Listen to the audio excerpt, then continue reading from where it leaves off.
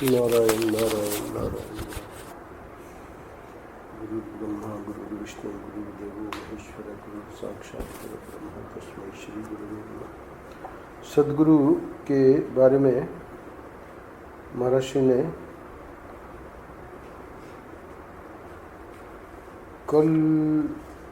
कल छुट्टी थी, परसों हम लोगों ने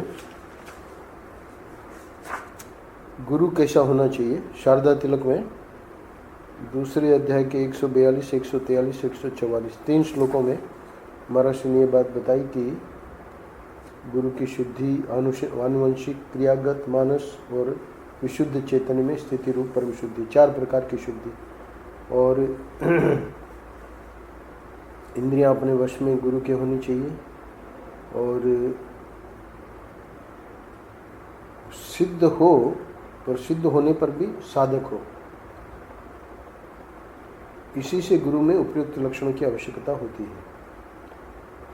ये कृपाद्री जी महाराज भी इस बात को कहते थे कि और स्वयं भी ये लोग जितने महापुरुष हुए हैं भले सिद्ध थे, उनको पता भी था कि हम लोग सिद्ध हैं, और वो अपने को हमेशा साधक के रूप में, जैसे हम कुछ नहीं। तो ये एक विशेष बात है गुरुओं की।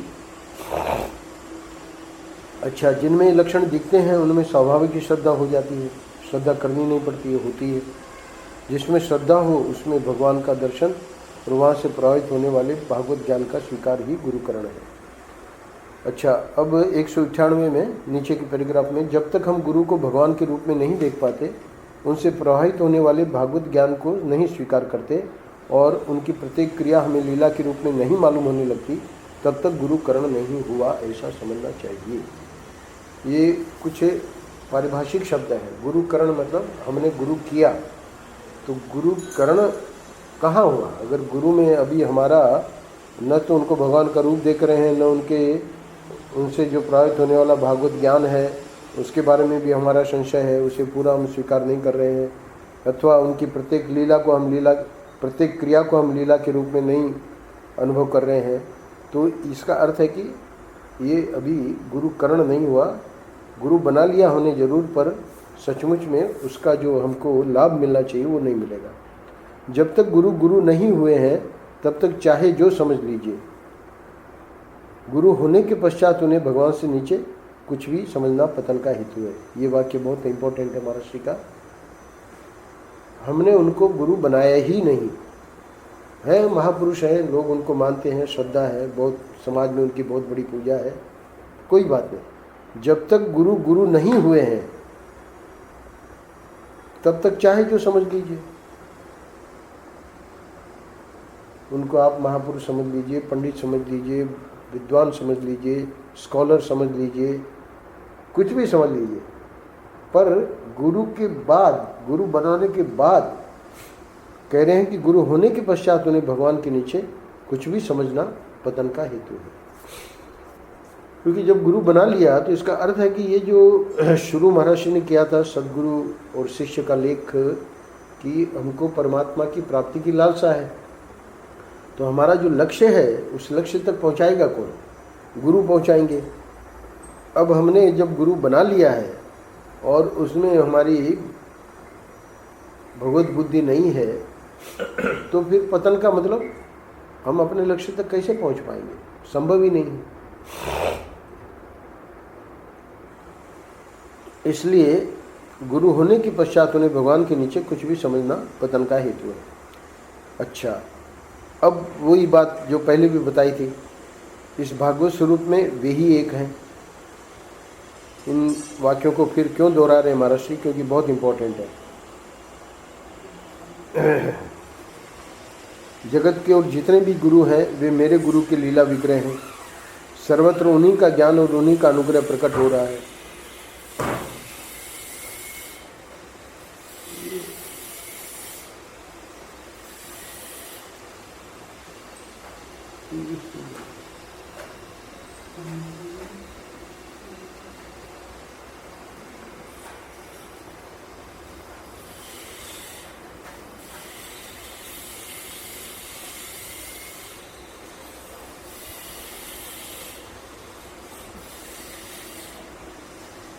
बंद कर दे, दरवाजा बंद कर दे।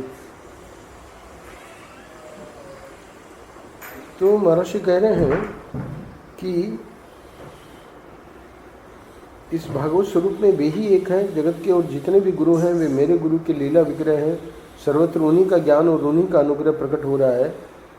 ये जो वाक्य है महर्षि के, है ना, ये बहुत इम्पोर्टेंट है, क्योंकि इन्हीं से मिलते जुलते वाक्य पहले भी महर्षि ने कहे थे।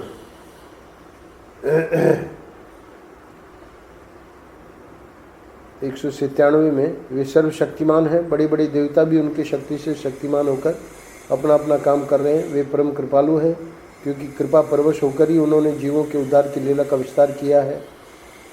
जब वे मेरे हृदय की बात जानते हैं, उसको पूर्ण करने की शक्ति रखते हैं, तब वे परम कृपालु से पूर्ण किए बिना रह ही नहीं सकते हैं। यही उनका स्वरूप है। जगत में जितने भी जीवों का उद्धार करने वाले महात्मा प्रकट हैं, वे सब के सब उन्हीं के लीला विग्रह हैं। तो ये जो महर्षि का बार बार इसको दोहरा रहे हैं, शिष्य जानता है कि मेरे गुरु देव सर्वत्र हैं, है ना, वे मेरे और चराचर जगत के संपूर्ण रहस्यों के एकमात्र ज्ञाता हैं।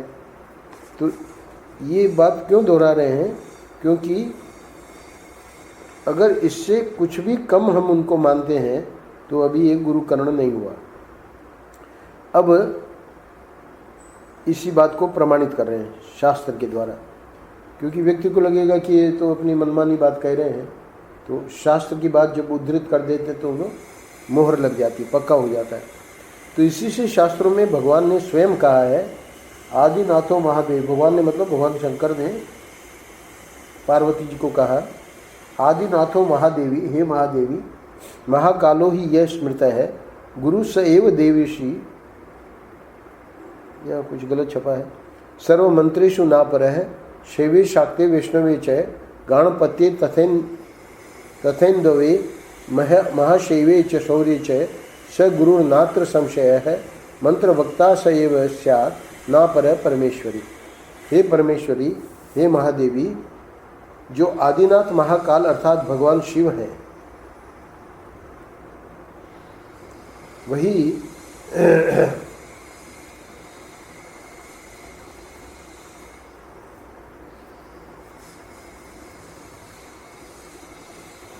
हे महादेवी, हे परमेश्वरी।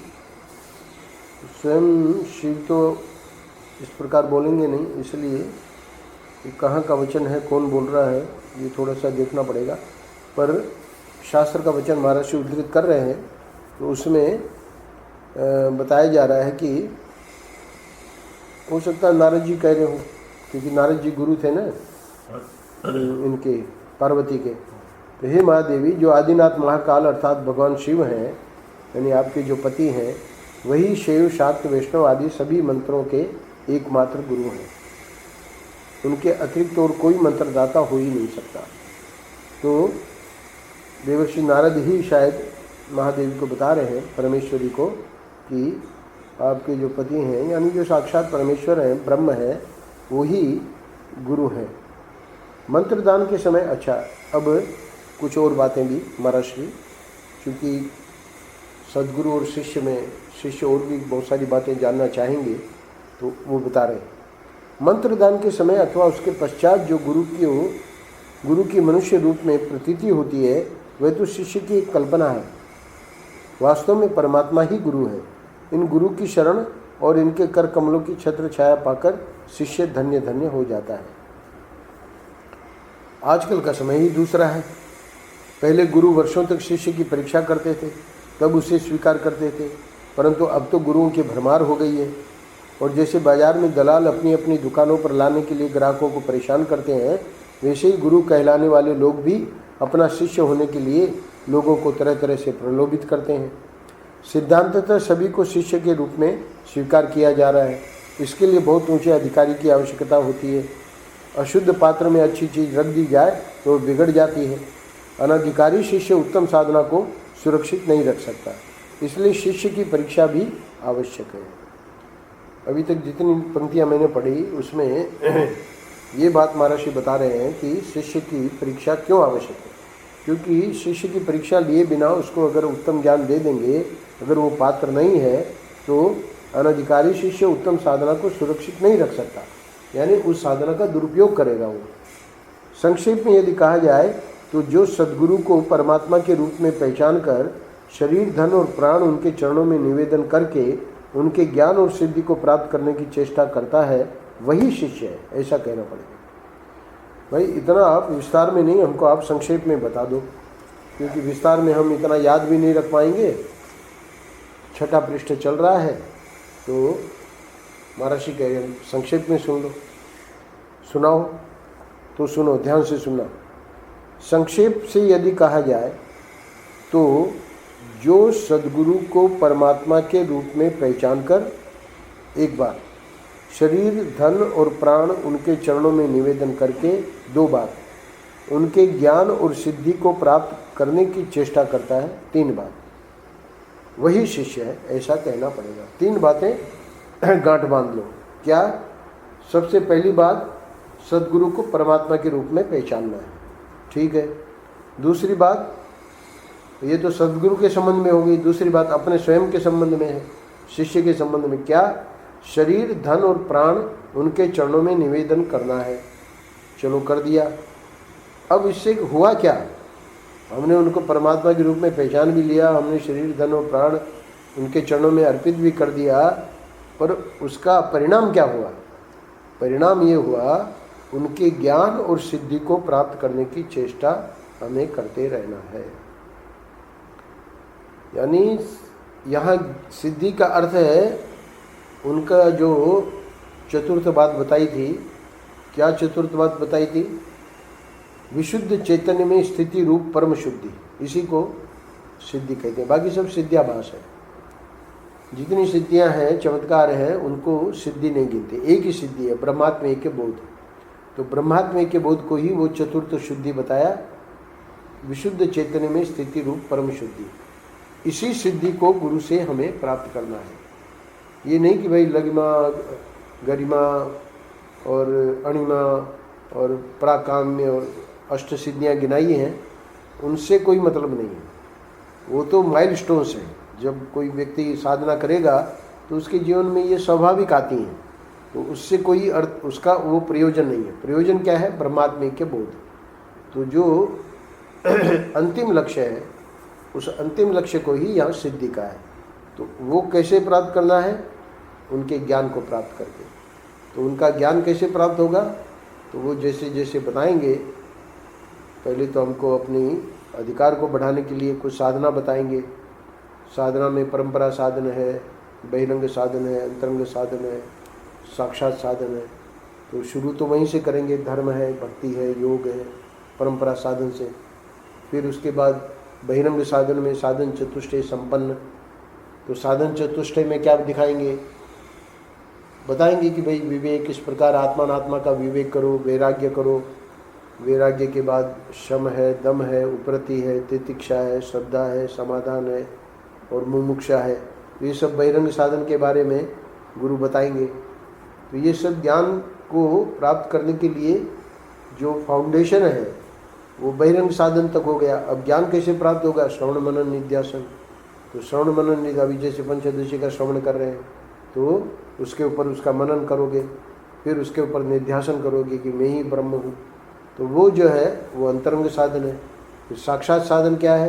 तो जो 5वां प्रकरण था, महावाक्य, तत्त्वमसि अहम ब्रह्मास्मि प्रज्ञानम ब्रह्म अयम आत्मा ब्रह्म, 4 महावाक्य हैं। तो ये किसी भी एक महावाक्य से गुरु जो है बोध करवा देते हैं, तो वो है साक्षात साधन। तो इस प्रकार ज्ञान हमें गुरु से प्राप्त करना है, और उनका जो ब्रह्मात्म के बोध है, उनकी जो स्थिति है, श्रोत्रिय ब्रह्मनिष्ठ महापुरुष जो है वो अपने शिष्य में भी वो स्थिति दे सकते हैं, अगर उसमें पात्रता हो तो।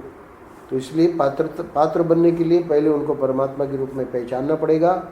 नंबर 2, उनको अपना सर्वस्व अर्पण करना पड़ेगा, यानी शरणागति। शरीर, धन और प्राण, प्राण यानी चेष्टा, अपने जो भी क्रिया है, कर्म है, वो भी उनके प्रति समर्पित है। तो प्राण भी समर्पित कर दिए। और धन, तो धन का ऐसा है कि जैसे गुरुदेव आज्ञा करें। अपने तो बता दिए कि भाई चलो हमको तो आपको ही देना है, अब गुरु कहे कि नहीं अब रखो, तो ठीक है, उनकी आज्ञा के हिसाब से हम रख रहे हैं, पर हम उन्हीं का मान के रख रहे हैं, अपना नहीं मान के रख रहे हैं। तो अपना तो हट जाएगा, उसमें ममत्व तो जब नहीं रहेगा तो वही धन का अर्पण है। क्योंकि गुरु भी बेचारा क्या करेगा, ऐसा थोड़ी कि आपका धन लेके और फिर उसको इनकम टैक्स में, है ना, उसको ये चिंता करनी पड़ेगी कि भाई ये धन रखा है क्या होगा इसका, इनकम टैक्स वाले आएंगे क्या आएंगे, चार्टर्ड अकाउंटेंट को कंसल्ट करें। तो ये सब है, तो इसलिए वहाँ धन का अर्थ है, धन अर्पण करने का अर्थ है कि अपना न समझे, है ना, उन्हीं का है, हम तो सिर्फ उसके रक्षा कर रहे हैं। और शरीर, तो शरीर को तो अर्पण करना बहुत ज़रूरी है, क्योंकि देहा शक्ति जो है वो आदमी की छूटती नहीं है। तो वो अर्पण करने के बाद फिर ये तीसरी बात, 3 बातें अगर ठीक ठीक हो रही हैं अपने जीवन में तो वो शिष्य है। बाकी तो संक्षेप में तो महाराज ने बता दिया, पर अब कुछ लोग जो हैं उनको संक्षेप में पसंद नहीं है, वो कहेंगे हमको विस्तार में चाहिए, तो विस्तार में सुन लो।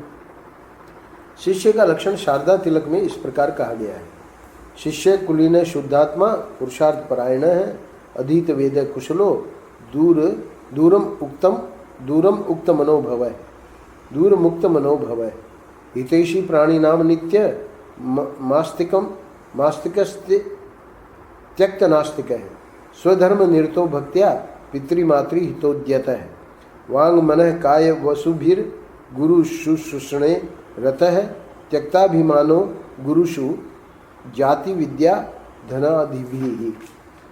गुरु आज्ञा पालनार्थम ही प्राण व्यय अतोद्यतः रतोद्यतः विहत्य च स्वकार्याणि गुरु कार्य रतः सदा। दासवन निवसेद्यस्तु गुरो भक्त्या सदा शिशु कुर्वन् आज्ञां दिवारात्रो गुरु भक्ति परायण। आज्ञाकारी गुरु शिष्यो मनोभाग काय कर्म भी यो भवेत् स तदा ग्राह्यो नेत्र शुभकांक्षया। मंत्र पूजा रहस्यानि यो गोपयति सर्वदा त्रिकालं यो नमस्कुर्यात् आगमाचार तत्वविद स एव शिष्यः कर्तव्यो नेत्रः स्वल्प जीवनः एतादृश गुणोपेतः शिष्यो भवति नापरः।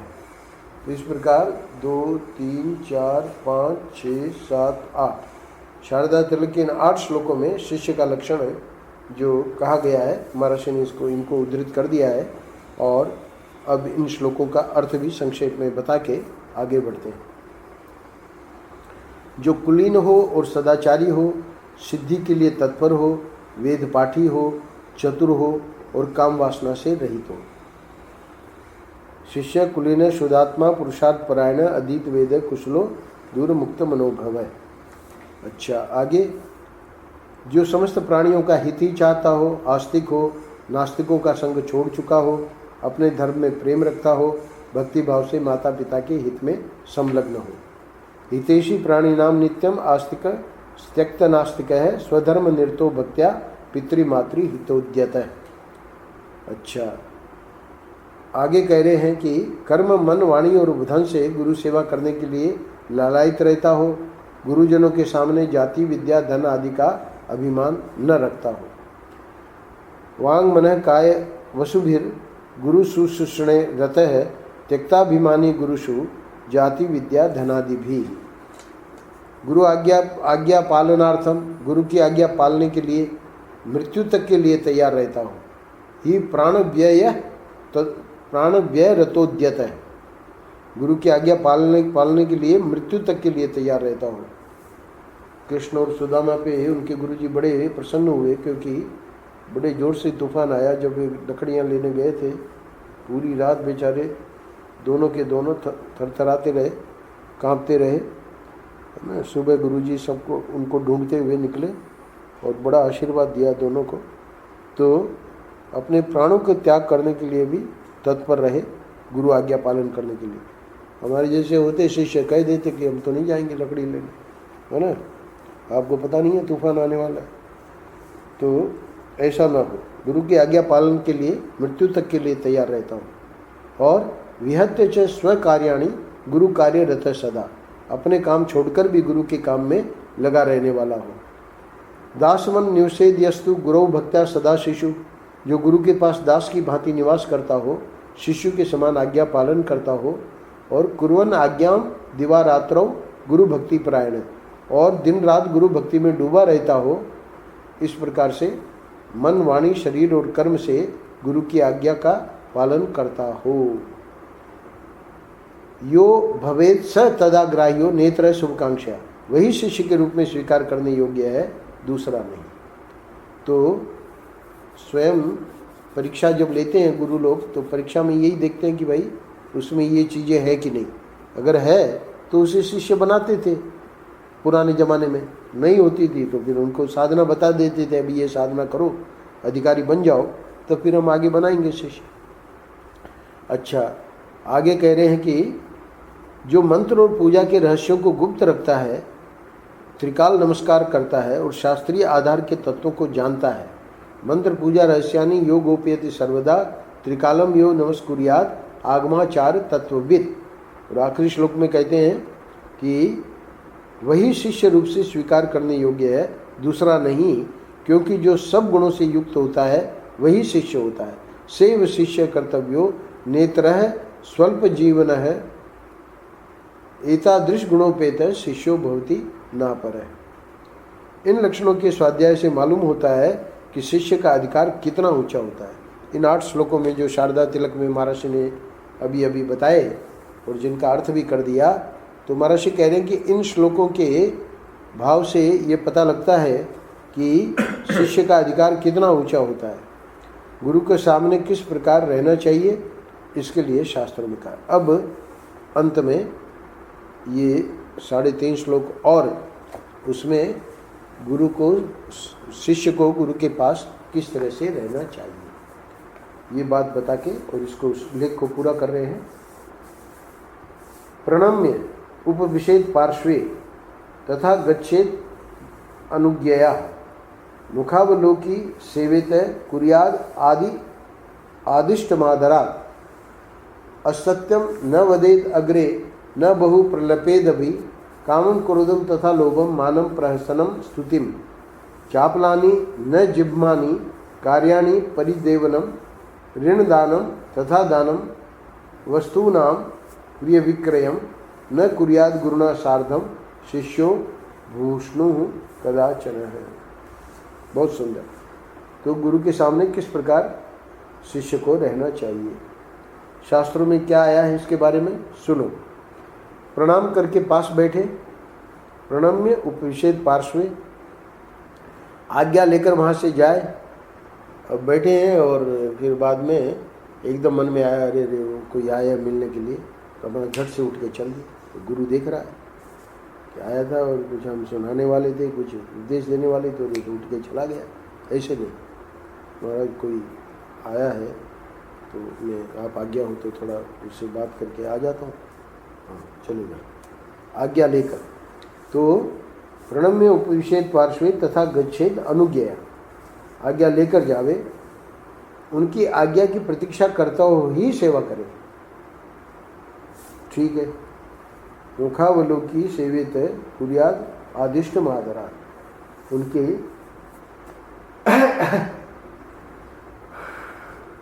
कोई आ गए थे दिल्ली और बम्बई के, विश्राम नहीं हुआ,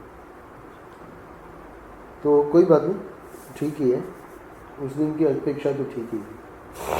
फिर कर लेंगे, तो बस भोजन करके करेंगे, तो हो गया, पूरा भी हो गया, उसको उसमें डाल देंगे लैपटॉप में। तो कह रहे हैं कि ये आदर भाव से उनकी आज्ञा का पालन करें। अच्छा, दूसरा असत्यम न बदे, झूठ न बोले, और न बहु प्रलपित, उनके आगे महाराज बोलना शुरू किया तो बोलते रहा बोलते रहा बोलते रहा, गलत, बोलने की आवश्यकता ही नहीं। तीसरा कामम क्रोधम तथा लोभम मानम प्रहसनम स्तुतिम चापलानि न जिम्मानि कार्याणि परिदेवनम। क्या? काम, क्रोध, लोभ, मान, हंसी, स्तुति, चपलता, कुटिलता न करे और न रोए चिल्लाए। काम 1, क्रोध 2, लोभ 3, मान 4, हंसी 5, स्तुति 6, चपलता 7, कुटिलता 8, ये तो न करे, और 9 रोए चिल्लाए भी नहीं। 9 चीज़ें मना किया है।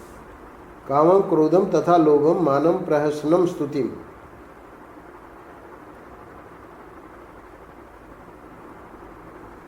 मान का मतलब रूठ के बैठे हैं। कहाँ है चेला जी? चेला जी कुछ गुरु जी ने कह दिया तो अब जो है गुरु जी को मनाना पड़ेगा, वो रूठे हुए हैं, 2 दिन से जो है भोजन नहीं कर रहे। ये मानव गुरु के साथ नहीं होना चाहिए। काम, क्रोध, लोभ आदि ये भी नहीं होना चाहिए है?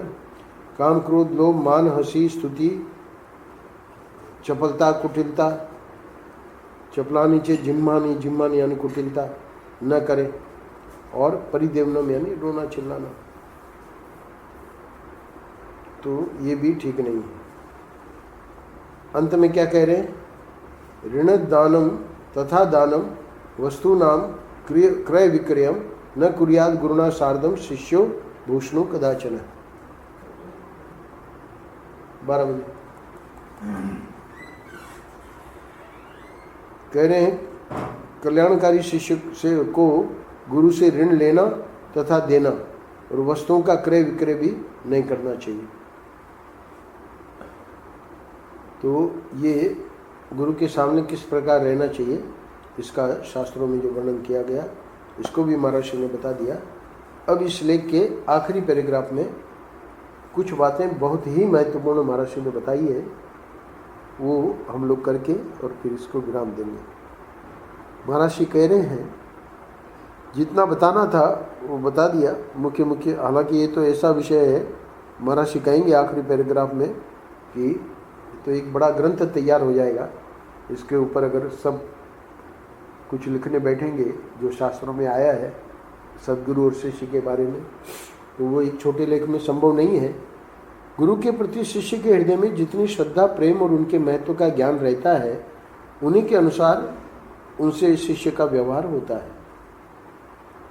गुरु के प्रति शिष्य के हृदय में जितनी श्रद्धा, जितना प्रेम और उनके महत्व का ज्ञान रहता है, उन्हीं के अनुसार उनसे शिष्य का व्यवहार होता है। उनसे यानी गुरु से। तो गुरु से शिष्य का व्यवहार कैसे होता है? श्रद्धा ज़्यादा है, प्रेम ज़्यादा है, महत्व ज़्यादा है, महत्व का ज्ञान, तो उसका जो व्यवहार है वो बिल्कुल भगवत बुद्धि से होगा। और उसके पूर्व जब तक गुरु नहीं बनाया है तब तक तो महर्षि ने कहा कि वो कुछ भी माने तो ठीक है, उसमें तो कोई बात ही नहीं है। और एक बार गुरु बना लिया तो अब जैसे जैसे श्रद्धा, प्रेम और ये उनके महत्व का ज्ञान बढ़ेगा, वैसे वैसे उसकी शरणागति, वो जो 3 बातें महर्षि ने बताई, वो 3 बातें गांठ बांध लेनी है। एक, उनको भगवत रूप ही मानना है। दूसरा, उनका ज्ञान और सिद्धि हमको प्राप्त करनी है। और तीसरा, कैसे प्राप्त करनी है? शरणागत होकर, शरीर, धन और प्राण उनके चरणों में निवेदन करके। तो संक्षेप में, क्योंकि संक्षेप में सूत्र महर्षि ने दे दिया, अगर उसको भूल गए तो ये अपना इतना सब पढ़ना लिखना बेकार हुआ। तो संक्षेप में जो 3 बातें कही है वो क्या है? सद्गुरु को परमात्मा के रूप में पहचानना 1, और दूसरा शरीर, धन और प्राण उनके चरणों में निवेदन करना 2, और उनके ज्ञान और सिद्धि को प्राप्त करने की चेष्टा करना। जो इस प्रकार करता है वही शिष्य है। तो हम तो चूँकि शिष्य बनना चाह रहे हैं, गुरु तो हमको प्राप्त हो ही गए, तो गुरु जब प्राप्त हो गए तो अब हमको क्या करना है? परमात्मा के रूप में उनको पहचानना है और अपने को पूर्ण रूप से शरणागत उनके प्रति करना है, और उनका ज्ञान और उनकी सिद्धि हमको प्राप्त हो, ये चेष्टा करते रहना है। उसी बात को यहाँ महर्षि कह रहे हैं कि गुरु के प्रति शिष्य के हृदय में जितनी श्रद्धा, प्रेम और उसके महत्व का ज्ञान रहता है, उन्हीं के अनुसार उनसे शिष्य का व्यवहार होता है। तो हमारा व्यवहार गुरु के प्रति किस प्रकार से होगा? जब वो तीनों पॉइंट हमारे जीवन में उतरेंगे, तो जितने जितने अंशों में उतरेंगे उतने उतने अंशों में हम देखेंगे कि हमारी प्रगति हो रही है। अगले वाक्य में महाराज जी समझा रहे हैं, शास्त्रों में गुरु महिमा और शिष्य लक्षण का इतना विस्तार है और उनका इतना अवान्तर भेद है। ये अवान्तर भेद क्यों है? क्योंकि अलग अलग संप्रदाय हैं, अलग अलग गुरुओं ने अलग अलग कई प्रकार के नियम बना रखे हैं। तो इसलिए जो शंकर संप्रदाय में माना जाता है वो रामानुज संप्रदाय में नहीं मानते, रामानुज संप्रदाय में जो मानते हैं वो शंकर संप्रदाय में नहीं मानते। तो ये जो अवान्तर भेद हैं, उनको यदि संक्षेप से भी उनका उद्धरण दिया जाए तो एक बहुत बड़ा ग्रंथ तैयार हो सकता है। तो सभी संप्रदायों को लेकर गुरु शिष्य के बारे में लिखो। अब संप्रदाय इतनी है भारत में, और सबका जो है संप्रदायों का ज्ञान और उसमें कैसे कैसे क्या क्या नियम है गुरु और शिष्यों को लेकर, तो एक बहुत बड़ा ग्रंथ तैयार हो सकता है। यानी उसको यहाँ महाराज जी कहना चाह रहे हैं कि उसमें हमारी रुचि नहीं है। हम तो संक्षेप में ही आपको इस लेख में आपके काम की बातें बताने जा रहे हैं। बता दिए बहुत सारी, तो अब पूरा कर रहे हैं लेख। संक्षेप में इतना समझ लेना चाहिए कि गुरु के बिना उपासना मार्ग के रहस्य नहीं मालूम होते, और न उसकी यानी उपासना मार्ग की अड़चनें दूर होती हैं। जो उपासना करना चाहता है वह गुरु के बिना एक पग भी नहीं बढ़ सकता। अब ये जो महाराज ने कहा कि वो जो विस्तार है, अवान्तर भेद है गुरुओं का शिष्यों का, वो सब तो इस लेख में लिखने का कोई तात्पर्य नहीं है। वो तो बहुत बड़ा ग्रंथ तैयार हो जाएगा, उसको लिखने का कोई प्रयोजन भी नहीं है, क्योंकि जो जिस संप्रदाय में है अपने आप वो पता लगाएगा उस संप्रदाय के नियम वगैरह। तो यहाँ मुख्य रूप से सनातन धर्म में जो गुरु और शिष्य का संबंध है उसको महाराज ने शारदा तिलक और भी ग्रंथों से प्रमाण भी उद्धृत कर दिया, और साथ ही साथ जो सनातन धर्म में सद्गुरु और शिष्य को लेकर मुख्य मुख्य बातें हैं वो भी बता दी, और संक्षेप में वो जो 3 पॉइंट है वो भी दे दिए। परमात्मा के रूप में पहचानना, अपने को पूर्ण रूप से शरणागति, और तीसरा पॉइंट है उनके ज्ञान और सिद्धि को हम अपने जीवन में उतार सकें। तो उस अधिकार का पहले तो संपादन करना पड़ेगा, और वो अधिकार अगर आ गया, एलिजिबिलिटी हो गई, तो फिर बाद में आगे चल के गुरु जो है अपना ज्ञान उसको शिष्य को दे देंगे, जैसे उड़िया बाबा ने अपना ज्ञान महाराज को दे दिया। तो इस प्रकार महाराज का कहना यहाँ ये है कि गुरु के बिना उपासना मार्ग के रहस्य नहीं मालूम होते, एक बात, और न उसकी अड़चनें दूर होती हैं। दूसरी बात, जो उपासना करना चाहता है वह गुरु के बिना एक पग भी नहीं बढ़ सकता। अब यहाँ चूंकि लेख पूरा कर रहे हैं, और लेख में एक बात को महाराज जी को हाईलाइट इसलिए आखिर में करना पड़ रहा है कि मुख्य जो है वो उपासना है। गुरु भक्ति भी उपासना ही है, और कोई इष्ट भक्ति जो है उसको भी गुरु के मार्गदर्शन में ही हम लोग करते हैं। तो वहाँ पर भी 20 साधन जो ज्ञान की गिनाई भगवान ने 13वें अध्याय में, वहाँ भी आचार्योपासनम, तो उन 20 साधनों में एक साधन है आचार्य की उपासना, आचार्य यानी सद्गुरु की उपासना। तो उपासना का अर्थ क्या है? उपासना का अर्थ है उनके समीप बैठना, समीप आसन यानी बैठना। तो उनके समीप बैठना यानी वो जिस अनुभव में बैठे हैं उस अनुभव में हमको भी बैठना है। तो इस उपासना को जब व्यक्ति करेगा यानी जो गुरु ने बताया कि भाई ठीक है इस मंत्र का तुम इतने लाख मंत्र जप करो और ऐसे ये अनुष्ठान कर लो 6 महीने में। तो वो जो उपासना अनुष्ठान रूपी उपासना कर रहा है तो उसमें अड़चने आवेंगी। तो अड़चने जब आए, क्योंकि 6 महीने का है, अब 6 महीने में पता नहीं क्या है ना, कभी कुछ शिष्ट आ गई तो अब उसी को कुरेद रहे हैं डॉक्टर लोग, है ना क्या है, कुछ पता ही नहीं है शरीर का, है ना, डायबिटीज़ पहले से ही है। तो अड़चने आएंगी, तो उसको फिर गुरुदेव जो है उन अड़चनों को कैसे क्या, वो भी गुरु अपने मार्गदर्शन से बताएंगे, एक बात। दूसरा, उपासना मार्ग के रहस्य। भाई उपासना में जो आगे जो भी ईश्वर दर्शन होने जा रहा है, उस ईश्वर दर्शन का कैसे क्या स्वरूप है, वो जो रहस्य है उसके, वो भी गुरु महाराज बताएंगे। तो 2 बातें जो हैं वो इतनी इम्पोर्टेंट है उपासना की, एक तो अड़चने, उनको भी दूर गुरु ही करेंगे, और एक उपासना मार्ग का रहस्य, वो भी गुरु बताएंगे।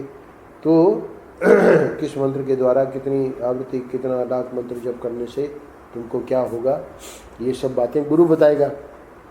इसलिए महर्षि कह रहे हैं कि उपासना करना जो चाहता है वह गुरु के बिना एक पग भी नहीं बढ़ सकता। क्या कर रहे हो? उपासना कर रहे हो, किसके मार्गदर्शन में करो?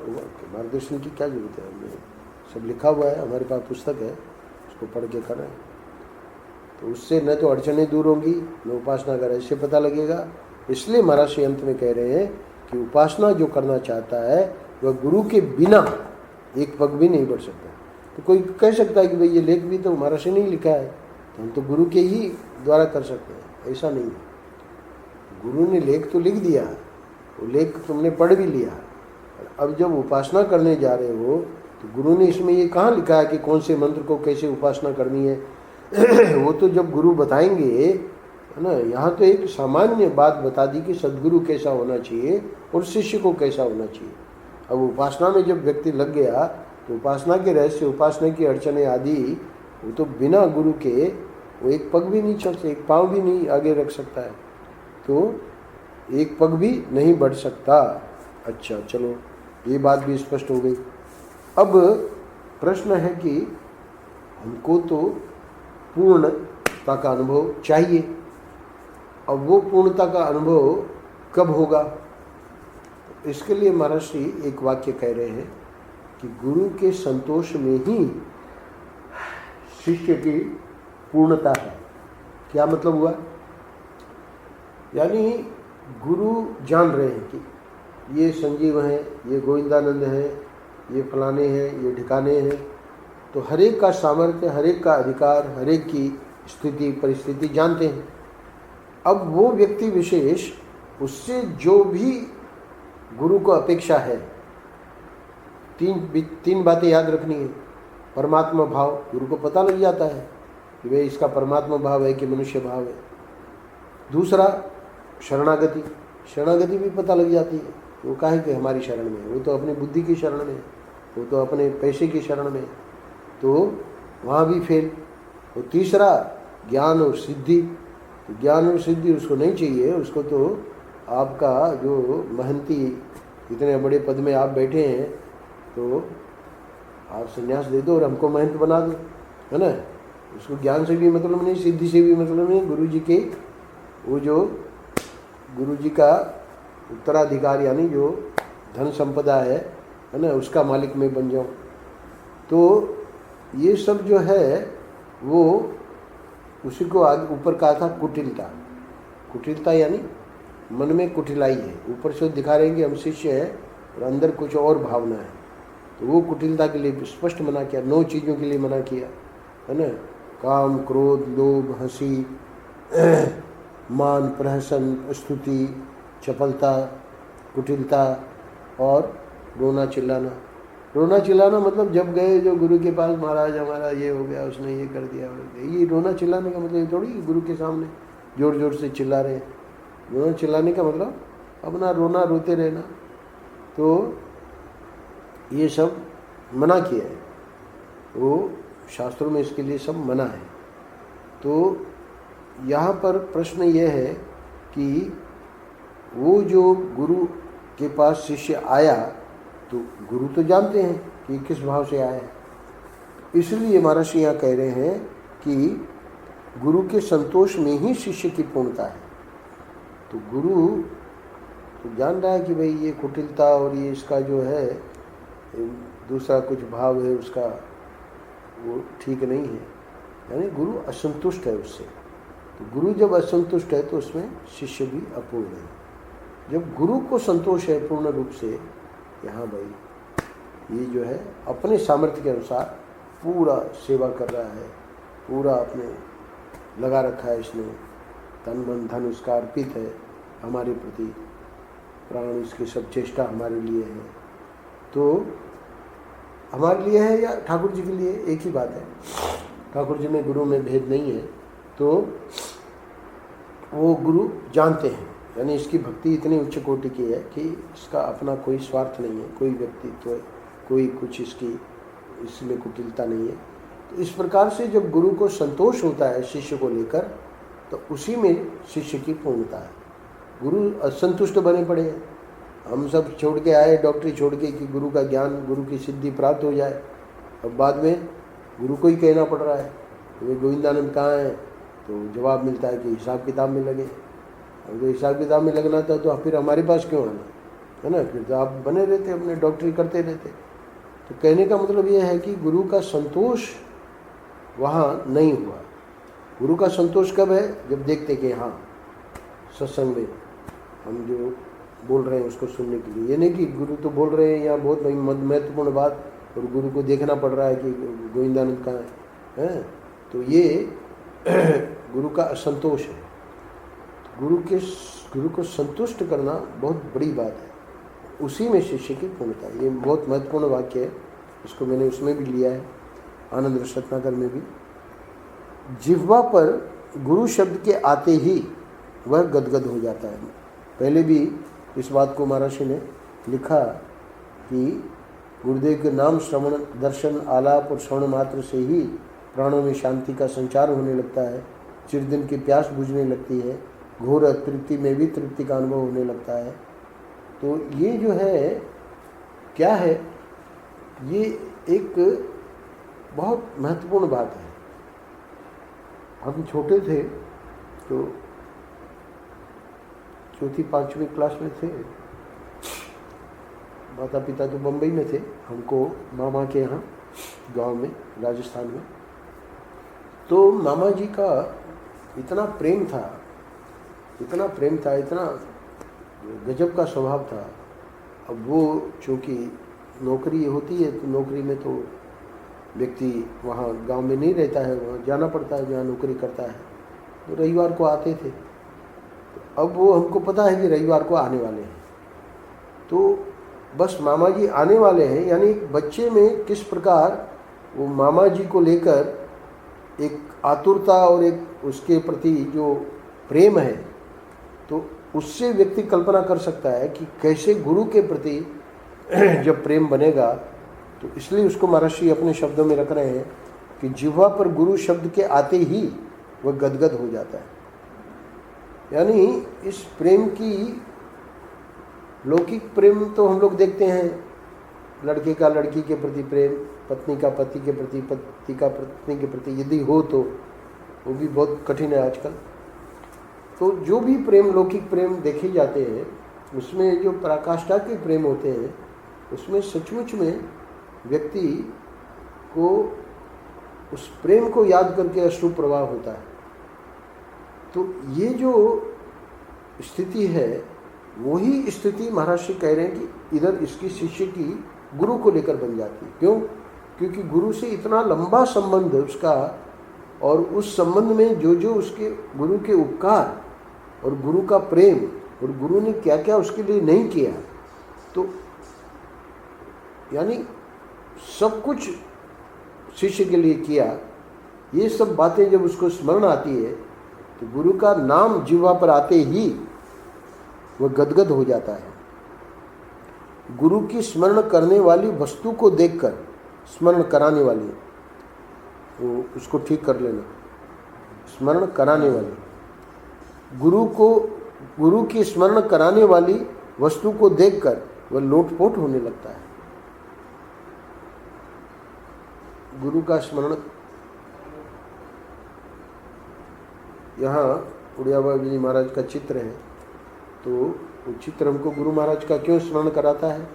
क्योंकि ये चित्र महाराज के कक्ष में लगा हुआ था। गुरु महाराज जब निकलते थे तो इस चित्र का प्रणाम करके, उनका आह्वान करके कि आप चलिए हमारे साथ। तो ये सब जो है गुरु की वस्तुएं हैं।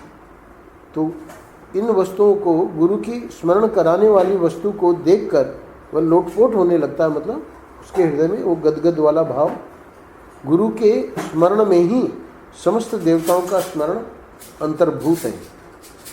ऐसा नहीं कि भाई गणेश जी का अलग स्मरण कर रहा है, उनकी माला अलग कर रहा है, और शिव जी की माला अलग कर रहा है, और उनकी फलाने देवता की माला अलग कर रहा है। कुछ नहीं, सब कुछ गुरु ब्रह्मा गुरु विष्णु गुरुदेव महेश्वर गुरु साक्षात परब्रह्म तस्मै श्री गुरवे नमः।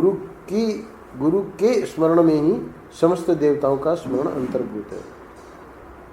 महाराज उधर जो कृष्ण है और राम है और फलाना है, नरसिंह में मंदिर है, वहाँ आप जो चलो। अरे भाई, हमारे जो गुरु महाराज है उनमें गुरु चरणों में 68 तीरथ, ऐसे करके नाथ संप्रदाय में भजन है। वो प्रमिला करके आती है मंदिर से, तो गाती है इस भजन। गुरु के चरणों में सब तीर्थ, गुरु के चरणों में सब देवता गुरु में अंतर्भूत है। गुरु सबसे श्रेष्ठ है। ऐसे नहीं कि गुरु से श्रेष्ठ और कोई है। गुरु एकमात्र, एक ही तत्व है। 12 बजे 15 मिनट, गुरु सबसे श्रेष्ठ है। गुरु साक्षात भगवान है। अब महाराष्ट्र इसको पूरा कर रहे हैं, तो पूरा करने में जो महाराष्ट्र को बताना है वो बता के और इसको पूरा करेंगे। क्या? गुरु सबसे श्रेष्ठ है। तो लिस्ट बनाओ। तो लिस्ट में पहले सबसे ऊपर राम जी, फिर उसके बाद कृष्ण जी, उसके बाद शिव जी, उसके बाद सबसे श्रेष्ठ गुरु। गुरु के बाद सब है। गुरु के बाद कोई लिस्ट बनाने की जरूरत ही नहीं है, गुरु में ही सब आ गए। गुरु सबसे श्रेष्ठ है और गुरु साक्षात भगवान है। गुरु पूजा ही भगवत पूजा है। गुरु मंत्र और इष्ट देवता, ये तीन नहीं, एक है। गुरु मंत्र और इष्ट देवता, गुरु मंत्र इष्ट देवता। गुरु बोले अलग, मंत्र बोले अलग, इष्ट देवता बोले अलग। तीन नहीं है, एक ही। इसके पहले भी आया था, वो बताया था, ईश्वरो गुरु रात्मेति मूर्ति भेद विभागिने व्योमवत व्याप्त देहाय दक्षिणामूर्तये नमः। तो वहाँ जैसे आकाश एक ही है, उसको महाकाश कहो, मठाकाश कहो, घटाकाश कहो, तो उपाधि के कारण उनके नाम पड़ गए। आकाश तो एक ही है। ऐसे ही गुरु तत्व एक ही है, उनका उपाधि के कारण नाम पड़ गया। एक जगह उसको ईश्वर कहा जा रहा है, एक जगह उसको आत्मा कहा जा रहा है, एक जगह उसको गुरु कहा जा रहा है। आत्मा का मतलब मैं, तो एक और मैं यानी जीव, एक और गुरु, एक और ईश्वर। तो ये तीनों तीन नहीं है, एक ही है। ऐसे ही भक्त, भक्ति, भगवंत, गुरु, चतुर नाम वपु एक। भक्तमाल का मंगलाचरण का श्लोक है, भक्त भक्ति भगवंत गुरु चतुर नाम वपु एक। तो एक तो भक्त हो गए यानी हम हो गए, एक भक्ति हो गई यानी भक्ति महारानी का चित्र बना लो, और तीसरे चौथे में क्या हो गया? भगवंत और गुरु। भगवंत में जो हमारे इष्ट देवता है, तो एक जगह तुलसीदास जी और आगे उनकी भक्ति महारानी, और इधर राम जी उनके इष्ट देवता, और गुरु रामानंद जी। तो भक्त भक्ति भगवंत गुरु चतुर नाम, नाम तो चार हैं। तुलसीदास जी अलग है, भक्ति महारानी अलग है, राम जी अलग है, रामानंद जी जो गुरु है वो अलग है। नाम तो चार हैं, वपु एक। वही वपु यानी वो आकाश। तो आकाश तो एक ही है। तो आकाश एक है, उसके नाम चार पड़ गए, तत्व एक ही है। कहने का मतलब सच्चिद आनंद ही है। जैसे जल ही है, जल का नाम समुद्र हो गया, जल का नाम तरंग हो गया, जल का नाम कुआं हो गया, जल का नाम फेन हो गया, जल का नाम बुदबुद हो गया। अरे जल ही है, जल के सिवाय वहाँ कुछ नहीं है। तरंग कहो, चाहे कुएं का जल कहो, चाहे है ना समुद्र कहो, चाहे फेन कहो, चाहे बुदबुद कहो, कुछ भी कहो, जल ही है, वाटर, HHO। तो इस प्रकार कुछ भी कहो, गुरु कहो, मंत्र कहो, भगवान कहो, है ना, तो तीन दिखने को तीन दिखते हैं, पर है सच्चित आनंद। सच्चित आनंद ही वहाँ HHO, H2O, HHO, ऐसे सच्चित आनंद। सच्चित आनंद ही सर्वत्र है। कैसे? बोले कि गुरु, मंत्र और इष्ट देवता। इष्ट देवता वो भी सच्चिदानंद है, गुरु बोले वो भी सच्चिदानंद है, मंत्र बोले वो भी सच्चिदानंद है। तो ये तीन नहीं है, एक है। गुरु के बिना शेष दो की प्राप्ति असंभव है। महर्षि को बताना ये है कि भले तीनों एक हैं, तीन नहीं हैं, पर मंत्र और इष्ट देवता ये दो की प्राप्ति कैसे होगी? हमको इष्ट देवता की प्राप्ति हुई, जो शुरू लेख शुरू वहीं से हुआ था कि परमात्मा की प्राप्ति की लालसा। तो परमात्मा की प्राप्ति कैसे होगी? परमात्मा की प्राप्ति बिना गुरु के नहीं होगी। तो परमात्मा की प्राप्ति चलो बिना गुरु के नहीं होगी, तो गुरु कैसे परमात्मा की प्राप्ति करवाएंगे? बोले वो मंत्र देंगे। तो मंत्र देंगे तो इसका मतलब है कि वो जो मंत्र है और वो जो इष्ट प्राप्ति है जो कि हम चाह रहे हैं, वो बिना गुरु के संभव नहीं है। तो इसलिए भले तीनों तीन नहीं है, एक ही है, पर उन तीनों में महत्वपूर्ण सबसे गुरु है, क्योंकि गुरु ही जब मंत्र देगा तब जाके उसको परमात्मा की प्राप्ति होगी। अगले वाक्य में परम पूज्य महाराज श्री कह रहे हैं कि गुरु के बिना, अच्छा हाँ ठीक है, शिष्य अधिकारहीन होने पर भी यदि सद्गुरु की शरण में पहुंच जाए तो वे उसे अधिकारी बना लेते हैं। महाराज अब हम क्या करें, हम तो अधिकारी नहीं हैं, हमारा क्या होगा? अरे कुछ नहीं, हम बता रहे हैं वहाँ जाओ उनकी शरण में, है ना, वो तुमको अधिकारी बना लेंगे। तो ये गुरु में सामर्थ्य होता है। द्रोणाचार्य जो एकलव्य था, तो उसने प्रार्थना की कि भाई आप हमको सिखाइए। मना कर दिया, बोली तुम जो है जिस जाति के हो नहीं सिखा सकते। ठीक है, वैदिक युग था, वैदिक युग में जो भी गुरुओं के प्रति बातें थी उसके हिसाब से द्रोणाचार्य जी ने जवाब दे दिया। अब उसकी तो इतनी द्रोणाचार्य जी के प्रति गुरु भाव था, उनकी मूर्ति बना दी, मूर्ति बना के वो अभ्यास करता रहा। तो मूर्ति के द्वारा गुरु ने उसको इतनी जबरदस्त वो धनुर्विद्या का वो दिया कि अर्जुन भी आश्चर्यचकित हो गया। कुत्ता भौंक रहा था तो उसको बाणों से उसका मुंह ही बंद कर दिया। उसने अर्जुन ने कहा ये तो मैं भी नहीं कर सकता, ये किसका शिष्य है? गए दोनों, अर्जुन और द्रोणाचार्य। तो उसने द्रोणाचार्य की मूर्ति बना रखी थी। बोले मैं तो आपका ही शिष्य हूँ। तो उन्होंने तो मना कर दिया था कि हम तो नहीं देंगे तुमको। देखिए उसने गुरु भक्ति से वो वस्तु प्राप्त कर ली, फिर उसका अंगूठा लिया, तो बात अलग है। तो कहने का अर्थ ये है कि शिष्य अधिकारहीन होने पर भी यदि सद्गुरु की शरण में पहुंच जाए तो वे उसे अधिकारी बना लेते हैं। यानी ये तो अपने भाव से ही उनके शरण में पहुंच गया, भले उन्होंने अपनाया भी नहीं, तब भी वो अर्जुन से भी तब जाके वो अंगूठा उनका ले लिया। अब अंतिम दो पंक्तियां इस लेख की। एक तो पारस। तो पारस आजकल तो अवेलेबल नहीं है, एक समय ऐसा रहा होगा जब ये वस्तु अवेलेबल थी, तो वो पारस को लोहे से छुआओ तो लोहा भी सोना हो जाता था।